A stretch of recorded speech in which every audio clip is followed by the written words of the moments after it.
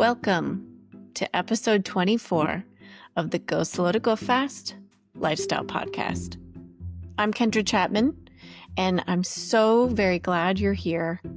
Perhaps you're nestled in with a warm cup, finding a quiet moment just for you. This year, we're really leaning into the beautiful Danish concept of hygge, finding those cozy pockets of calm and presence even in our busy lives. Today, we're inviting you in to bring a little more hygge into your digital world. We're going to explore how to reclaim our attention from all that digital noise, diving into practical detox strategies, the magic of unplugged experiences, and even a fascinating trend of families going back to landlines for more peace at home. It's all about finding balance and calm, starting with a personal reflection on my own hygge practice this week. So take a deep breath, let the world slow down for a minute, and let's get started on cultivating a more intentional relationship with technology so you can truly go slow to go fast in what matters most. Hey everyone, welcome back. I wanted to kick off today's episode by sharing a small digital pause that I intentionally took this past week that made a surprising big difference for me. And as a mom of triplets and someone constantly struggling with work and life as balance, my phone can often feel like an extra limb. And it's where my calendar lives, where I connect with clients, and let's be honest, where I sometimes fall into that endless scroll. So recently I've spent some time offline, like I shared last week, my podcast episode, where I went to Maine with my family. And I didn't really look at my phone as much as I thought I would because I cleared my schedule. I had no meetings. The only things that I had to worry about were mealtime and a couple of scheduled boat rides that we had in town that kept getting canceled because of weather anyway. So it was a matter of just juggling, family activities instead of meetings with clients. But that was really the only thing going on. And we didn't really have to use a phone to schedule all that. So I really put my phone aside. I might have checked it once or twice during the day, more so just to kind of know what time it was if I didn't have my watch on. But otherwise, I didn't really have my phone other than taking pictures of the beautiful environment of, where we were in Maine and the wildlife. We can decide just to make a point of putting the phone aside and doing something different. And so I took advantage of being offline in Maine for a week to really clear my schedule, clear my mind, and notice that besides the travel days to and from, I really didn't need my phone. I wasn't dependent on it. And I kind of noticed how I felt about it and just put it in a drawer. And sometimes I didn't even have my watch on. So I really wasn't connected. And I noticed how I felt, how being disconnected really helped me be more connected to what mattered most, right? Family time and my me time. And so I shared in last week's episode that I'm trying to build that more mindful habit stacking into my day. And so during those times, instead of scrolling through my phone, I'm trying to build in those habits where I'm doing stretches or repetitive lunges or some sort of exercise where I need to stretch or build muscle instead of scrolling through my phone mindlessly. And so I'm working on those mindful habits during those times where I'm waiting either for my water to get hot, if I'm boiling water, or making coffee for it to be ready instead of just, obviously going through Facebook or Instagram or whatever. And so I'm going to take that and add to my practice and build back in time for me to either pick up a book. We went to the library the other day and got a bunch of library books. I still, I started reading the 3 that I checked out, and I think I've settled in on one. I returned 2 yesterday, and so now I'm going to commit to the 1 book and try to read that for the next month instead of going to my phone. for those like 15, 20 minutes every day or longer. I mean, how luxurious would it be just to sit on the couch and read a book? And so I'm going to try to do that more instead of looking at my phone. And, also building in more time for journaling, writing. I want to start writing more intentionally this year in these next few months. I'm thinking about putting a book together with all this content that I've been building in the podcast. And so I just want to learn new skills as well, like going to YouTube and watching a 15-minute video or a 5-minute video on a new skill for how to use AI is going to be more valuable to me than just scrolling through Instagram. And of course, connecting with my family, as my husband would just kind of look at me going, really? Yeah. I want to make sure that I definitely save the largest amount of time for connecting with my family. So I've noticed if I feel like I don't have meaningful activities built into my day, then I might do what we all typically do, at least in the United States culture, reach for our phone, which is so instinctive these days during those small pockets of quiet. So I'm just going to really intentionally focus on not doing that. I really want to detoxify my digital consumption in the next few weeks and just see how I feel. So that's my digital pause. I'm going to be really simple about it and just move things physically out of my space. So I don't see my phone. I don't have my watch on. I'm just going to be really intentional, other than when I'm filming the podcast or doing a couple of things for social media. I'm not going to be on my phone. I'm going to be in that book that I checked out at the library and try to get through that. And I'm also going to notice how I feel.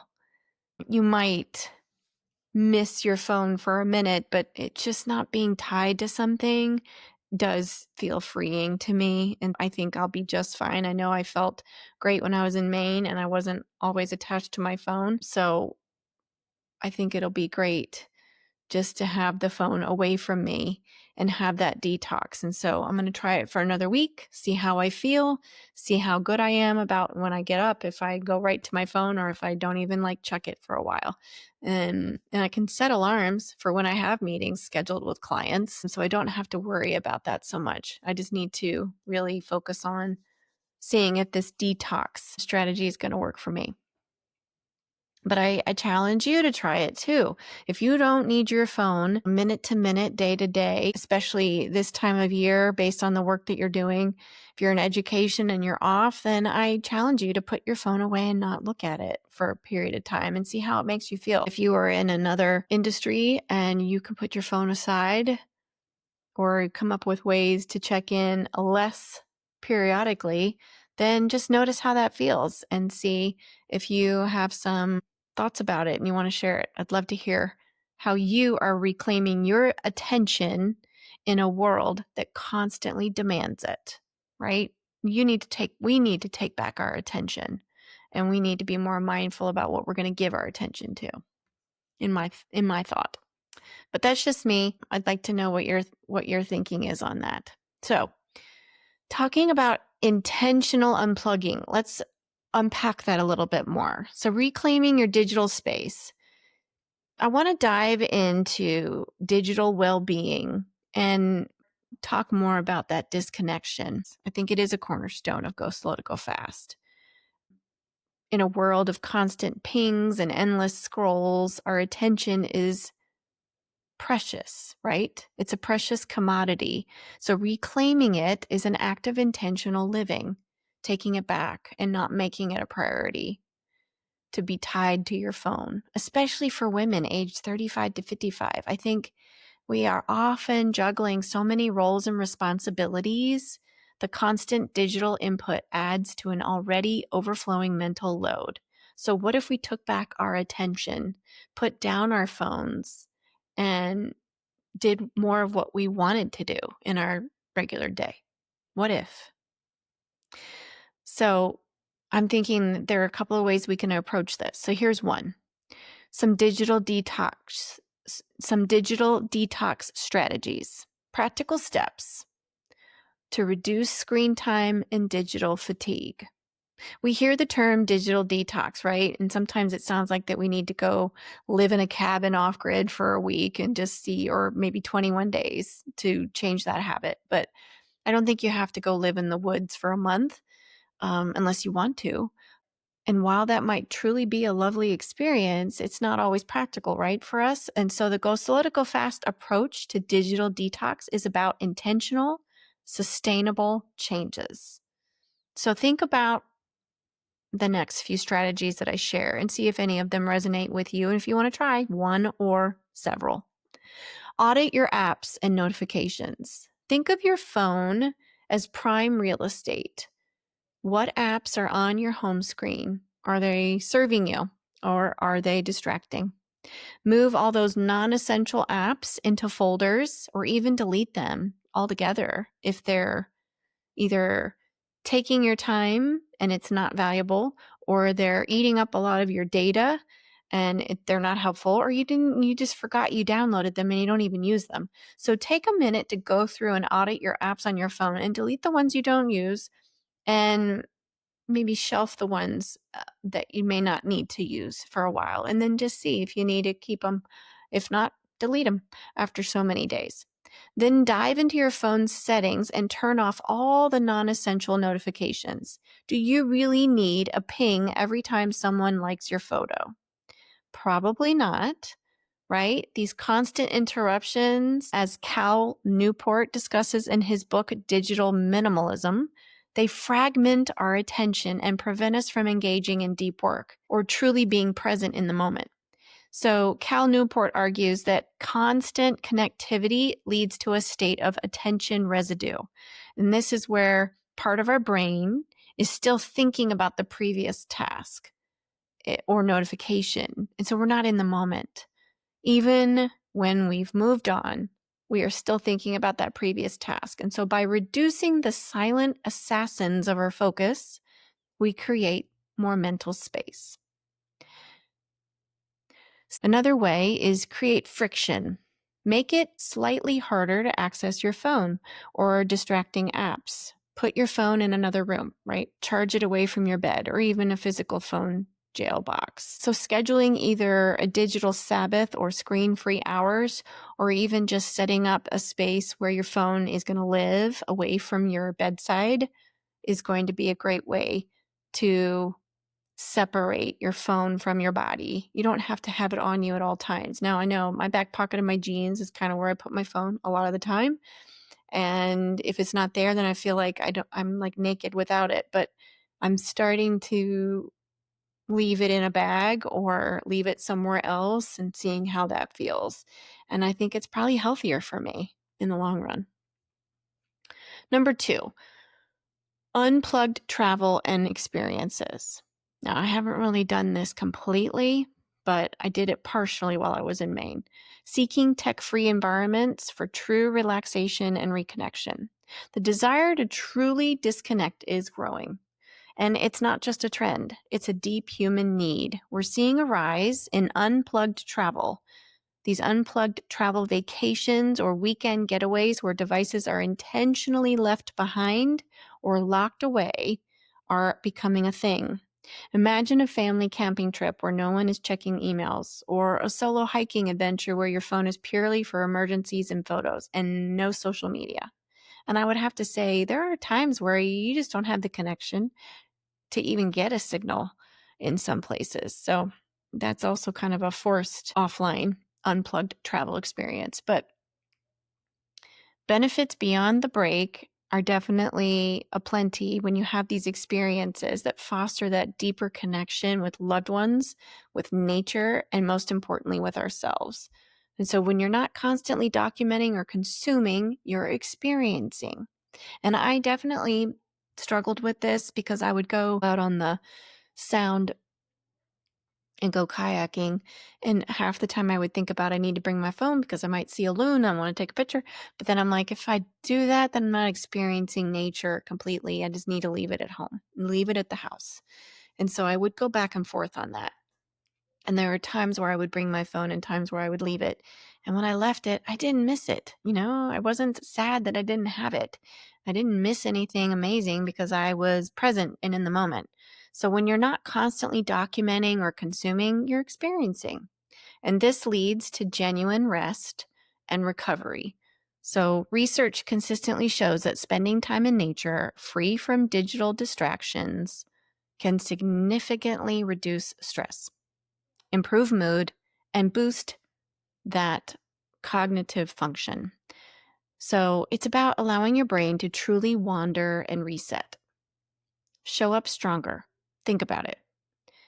When you return from a truly unplugged experience, you often feel more creative, more focused, and more resilient.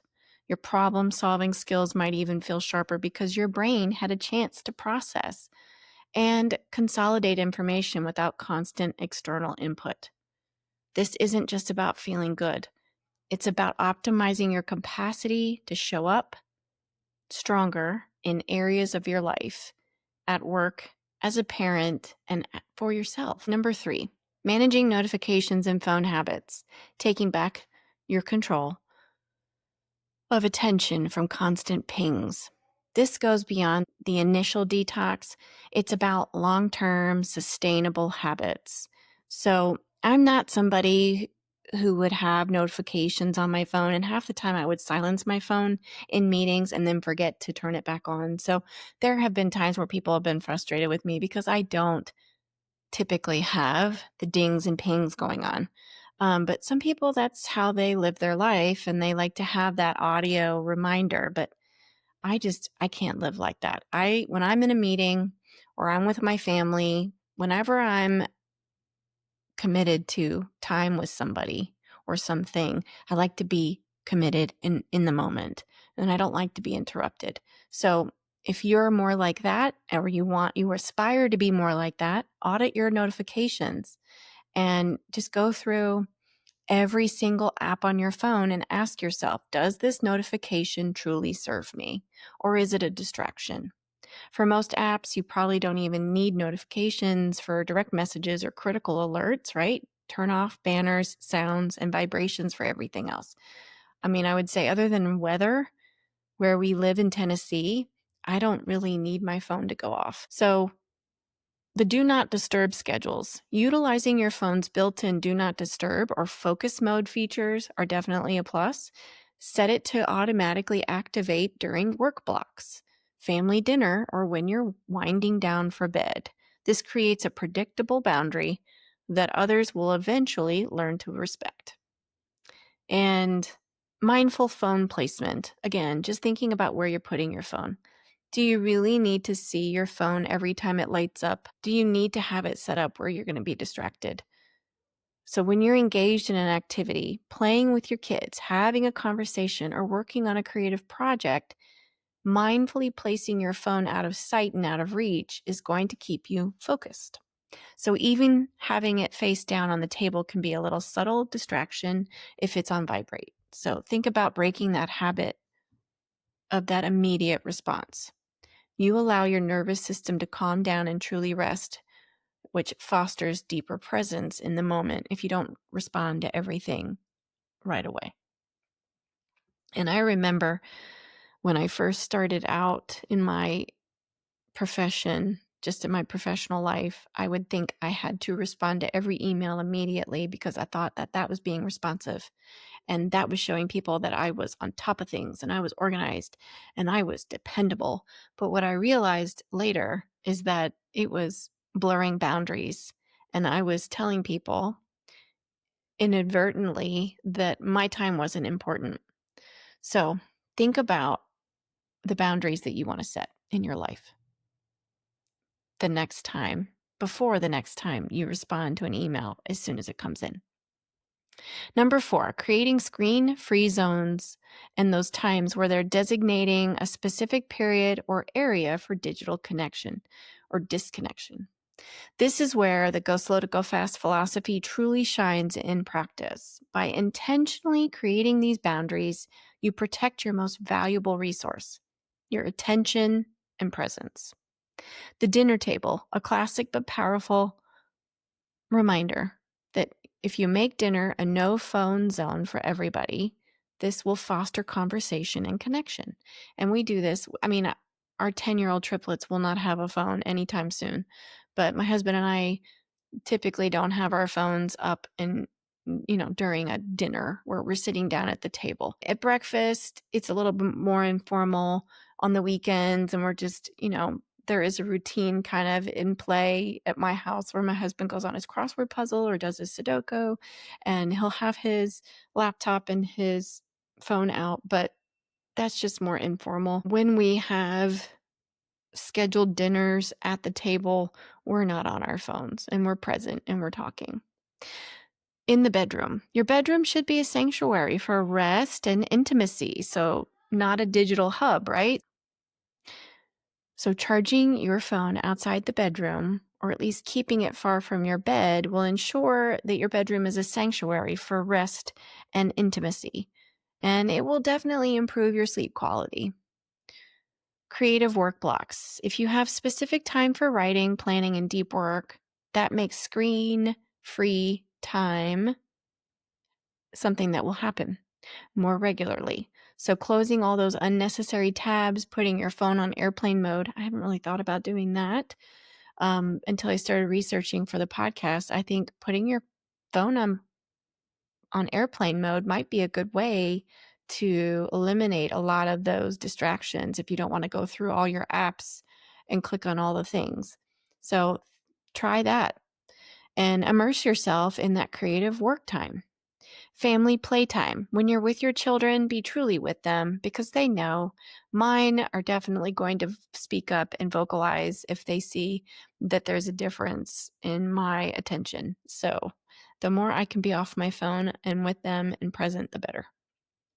A fascinating trend that I also want to share with you guys is that I've seen and heard more people, even though my parents, they just told me in the last month that they've gotten rid of their landline and they're going to be completely on their cell phones.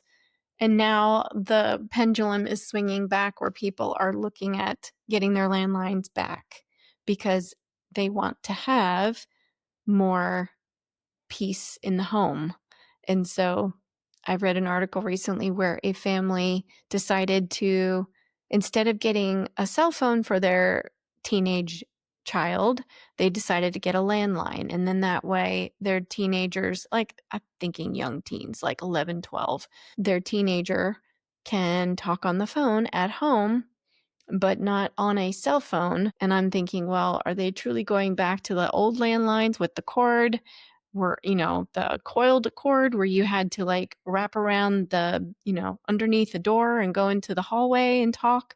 Or is it like cordless phones? It'll be interesting to see what these landline phones look like these days. But for now, this might be a little retro, but I think it's fascinating. It's an interesting trend that's speaking volumes about the growing desire for digital boundaries in homes. And so some families are going back to that anti-tech in general, and they're creating a clear physical boundary around technology. And so a landline is going to be for essential calls, not for the endless scrolling, social media, or email checking that they don't want their children to be involved with. So it forces that communication to be deliberate and intentional. Historical context meets modern need. Thinking back to a time when calls were purposeful. You think about it, you called somebody because you needed to tell them something or you wanted to check in on them. So you picked up the phone to talk to someone specific for a specific reason. There wasn't the constant pull of a device, right? Designed to capture and monetize your attention. This trend is a direct response to the overwhelming nature of our always on digital lives. And so it's going to be interesting to see how many more people decide to get a landline. Also prioritizing presence and privacy, right? If you think about it, I have two kids that are in their 30s that aren't in the home. And so that's the only way we connect with them is on their cell phones. But my littles, my 10-year-old boys, they're going to experience a whole different world when we, slowly integrate a cell phone into their lives. And it's probably not going to be until they're driving. They're going to have a period of time where they might experience a landline and we're looking at that ourselves, I think it would be a lot easier, because right now we have a few of our kids' friends are calling us on our cell phones, and it's interrupting our business and our process and our time on our phone. So it's kind of interesting. It's like, what is truly triggering that need to get a landline? Is it prioritizing presence and privacy, or is it wanting more time on your phone and not giving it to your kids for a reason? It's just interesting to see that some families are just not wanting to expose their kids to the cell phone culture just yet. I think it's also creating a powerful statement about prioritizing presence, privacy, and uninterrupted connections within the home. So more to come on that. I'll let you know if the Chapman triplets get a landline anytime soon. But tying it into research, to back up these insights and give you more resources, I've drawn from some incredible work in this field, and I highly recommend the Cal Newport Digital Minimalism, Choosing a Focused Life in a Noisy World book, which is a title that provides fantastic information for rethinking your relationship with technology and intentionally designing your digital life. So check out Cal Newport's book. Also, Catherine Price's How to Break Up with Your Phone, the 30-Day Plan to Take Back Your Life. This is a book about practical step-by-step guidance on changing your phone habits, and it's an excellent resource. Also, you can find numerous studies on the impact of nature on mental well-being and the effects of constant digital notifications on cognitive load. And I've put a few Instagram posts out there recently about just reconnecting with nature and how it's so good for your neural pathways and your cognitive wellness. So I think some key articles and summaries in the show notes, I'll make sure they're in there, and I'll link that in my show notes and coachingwithkendrachapman.com, so you can dive deeper into the science behind the why of going slow with your digital life would truly help you go fast in what matters most. That's it for today's episode of the Go Slow to Go Fast Lifestyle Podcast. And I hope that this deep dive into digital well-being has given you some tangible ideas and inspired you to reclaim your attention when it comes to digital devices. So I'd love to hear from you. What's one digital habit that you're ready to go slow to go fast this week? And have you tried creating screen-free zones ever before? Or even considered a landline trend? What was your experience if you have? Let's keep the conversation going. Email me at coachingwithkendrachapman@gmail.com or visit me on my website, and I'll make sure all that information is in the show notes. But I'd love to hear all about your moments of intentional disconnection or screen-free joy. And I want to see your version of purposeful progress. Use the hashtags Go Slow to Go Fast podcast and tag me so I can share your insights. Let's walk through this season, whatever season you're in, with confidence, purpose, and a little extra grace. And if you've loved this episode, I hope that you'll consider sharing it with somebody you know or everyone you know who could use a moment of calm or clarity in their digital life. And I just want to remind you that the light in me honors the light in you. And as you head into the rest of your week, I hope that you let your light shine through. Until next time, go slow to go fast, and thanks for listening.